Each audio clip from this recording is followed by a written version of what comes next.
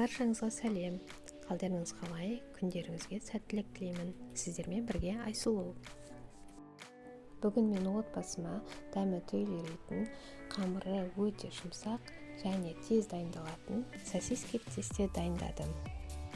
Видеоны соңына дейін қарап, лайк басып, комментарий жазып және достарыңызға таратыңыздар. Ең алдымен сүтімізді құйып, үстіне тұз және қант және ашқыны салып жақсылап араластырамыз. Кейін үстіне жаңағы сұйық майымызды құямыз. Одан кейін ұнды салып отырып, өте жұмсақ қамыр илеп шығарамыз. Иленген қамырымызды 1-1,5 сағатқа жылы жерге бетін қақпақпен немесе пищевой пленкамен жауып қойып қоямыз.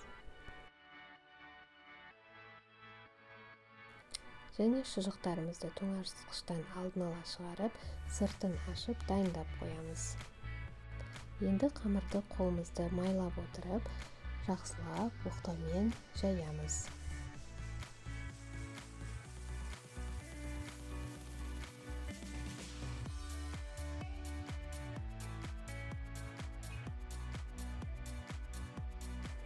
Енді осы жайылған қамырымызды ұзынша етіп пышақпен кесеміз.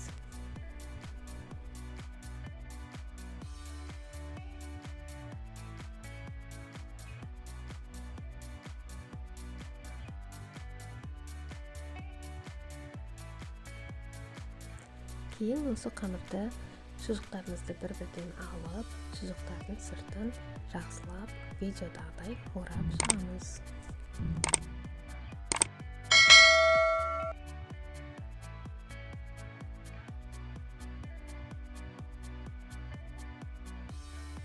Противенің үстіне перманент қағазын төсеп, үстіне жаңағы сосискаларымызды орналастырып шығамыз.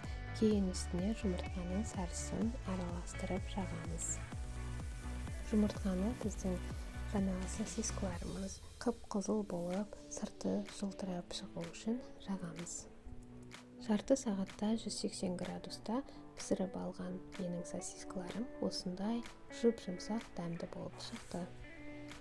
Сіздер де міндетті түрде осылай дайындап көріңіздер.